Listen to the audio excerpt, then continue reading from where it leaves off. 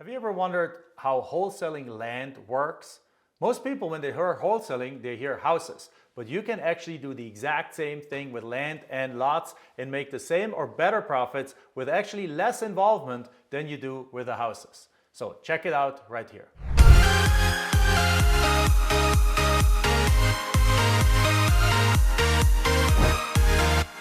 Okay, so when wholesaling land, we're dealing in a beautiful asset class where you can actually get deals under contract at much steeper discounts than you get with houses. So I'm talking about getting deals for 5, 10, 15, or 25 cents on the dollar. And right here in this video, I will show you exactly how to find those, what we call non-wanters, how to get those deals under contract, how to negotiate with them, and how to ultimately wholesale land deals from the comfort of your home without ever seeing them, and making the same or better profits than the house flippers do, but just without any of the hassles that come with houses.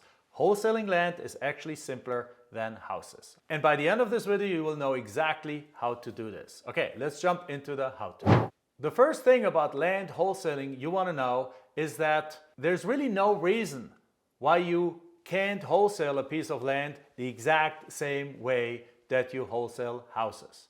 Now, typically when we wholesale land, and we have done probably almost 5,000 land wholesale transactions since we started in real estate, you focus on one of three kinds of properties. We like the following three. Number one, infill lots. Infill lots, basically think about a street, 35 houses, one empty lot. If that's a neighborhood where houses sell for an average $400,000 or $500,000 a house, these lots are lightning fast wholesales. Because guess what? In a neighborhood like that, the land is worth about 20 to 25% of the house value. So if these houses sell for $500,000, the land is worth 100 grand. If these houses are sell for $400,000, the land is worth $80 to $100,000. So very simply, you can get to a valuation in a matter of seconds on a land like that. And most importantly, the price levels in the neighborhood are high enough that it's worth for a builder to come in and put in a brand new house on there. So all you need to do now is actually get those deals under contract from the longtime owners, perhaps at half of market value, because the owners of the land don't understand land. Most people don't understand land. So they're just sitting on a piece of land and they're thinking, it doesn't cash flow, it costs me property taxes, I don't want it anymore. Somebody comes in and offers him $50,000 for that piece of land, and they're like, well, that's a great price. They take you right up on it, and what you do is turn around and sell it to the builder in the area. Simply go Google Home Builders Association in that market, go down a list, call 5 builders. All 5 are going to race down to their property, look at that lot, run their numbers, come back to you, say like, I want this piece, and you have a bidding war going on, selling that property for probably $80,000 in a matter of 2 days. It's a slam dunk deal that you can make $30,000 tomorrow by simply finding those infill lots. The second kind of property we focus on is what we call the path of growth. Now, those kind of properties are like anywhere from 5 to 50 miles outside of larger metropolitan areas. Now, they're very, very attractive to a couple of buyers, namely what we call the virtual worker nowadays. Since COVID, this market has gone in on fire because a lot of people who work from home, and there's millions and millions and millions now that can work from home, they no longer have to live in the city and commute into downtown or commute into a factory or commute into an office space or somewhere. Instead, if they can work from home, they can work from anywhere. And not everyone wants to live in a cookie cutter neighborhood, in a cookie cutter house, in a cookie cutter, go to the cookie cutter school and so on. Many people want to have their own place that is a little bit outside of town, where they live in nature, but where they're still within half an hour are back into town. Also future retirees, people that realize that they don't have enough money to retire, they need a lower cost living lifestyle. So what they're doing is they're buying a piece of land a little bit outside of town, where cost of living is cheaper, where the land is cheaper, where they can actually afford to buy a piece of land, put a mobile home on there, and then have a dignified retirement. So what that means is that at the same time, is that the marketing for these lots change a little bit, because now we're not marketing them to builders anymore. We're marketing them to virtual workers. We're marketing them to people that are looking to retire and so on. So when we switch our marketing, though, we can still sell those properties very, very quickly at very, very good prices and very, very fast. So again, what that happens is, in this case, doing the same thing. you're going and finding these owners. Now, in order to do that, you got to go through a little bit of a 2-3 step process. The first step process is you got to select one of these areas. So you go into any big city of the United States, because you can do that from anywhere in the world in the United States. Like, every big city has people that want to live further outside. Every big city has people that want to retire a little bit or have to retire a little bit outside of town. So very simply, pick one of the largest cities in the United States, go about 10 to 50 miles outside of that area, go pick some, and then what you do is you actually now go get a list from a data source or from a data service of who the people are that own these properties. Now, typically these are properties worth between $10,000 and about $500,000. These are properties that the owners have held for a long time. These are properties that sometimes they have inherited. These are properties that were gone from one party to the other to divorce. So as a matter of fact, you can actually go to data services and find those specialty kind of lists. But if you just go for properties between $10,000 and $500,000 that are in that area, that perhaps the owners have owned for more than 10 years, right there, you get into a treasure trove of leads. You download some of those leads, and what we like to do is we like to send them direct mail. Of course, you can also do cold calling, you can do emailing, you can do all this kind of things. But we like to do direct mail because direct mail works for land at a 10x factor than it does for houses. The typical house flipper, and I know many of them, the professional house flippers, they're getting a response rate on their letters of 0.3 to 0.4%. We are getting, on a well-selected area, a response rate of up to 3 or 4%. So in other words, we're getting a 10x response rate.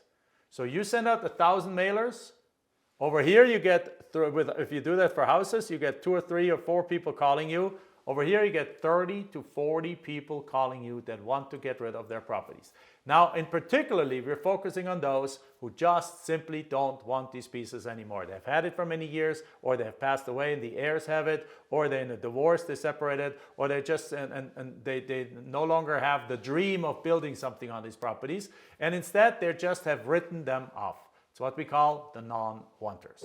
So once you do that, you get in contact with them, they respond back to you. Now it's a matter of making an offer that works. And typically we like to offer, and that's again different than in the house world, we like to make offers between 10 and 45 cents on the dollar of market value. So if that property is worth $50,000, we like to offer between $5,000 and about $17,500, let's say $20,000 on that property. So if that property is worth $50,000, we like to offer between $5,000 and about $22,000 for that piece of land. At the beginning, we didn't go in the lower, so we might offer $10,000 or $12,000 on that lot.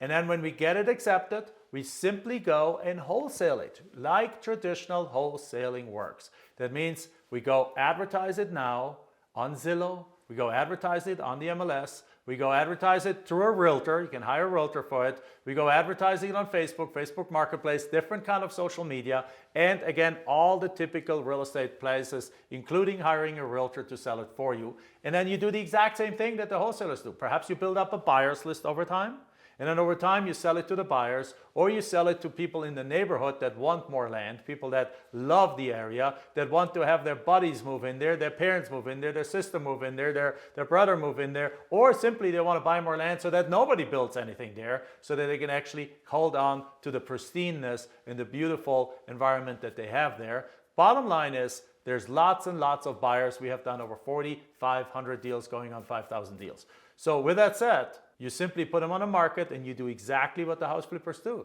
You do an assignment, you assign the deal on to the next buyer, or you do what's called a double closing, where you buy the property and you sell the property, and you're doing both in one day, but you're using the buyer's money to pay everyone involved. So in this case, let's say it's a $50,000 property, you have it under contract for $12,000, you market it for $27,000, which is just over half of market value. So it flies off the shelf, it sells very quickly because it's a fantastic deal, and you market it to a future retiree, you market it to a family that wants to live like outside of town but not too far away, and they simply go and they sent their $27,000 to the title company plus closing costs. Title company takes $12,000, sends it to the seller, sends $15,000, sends it to you.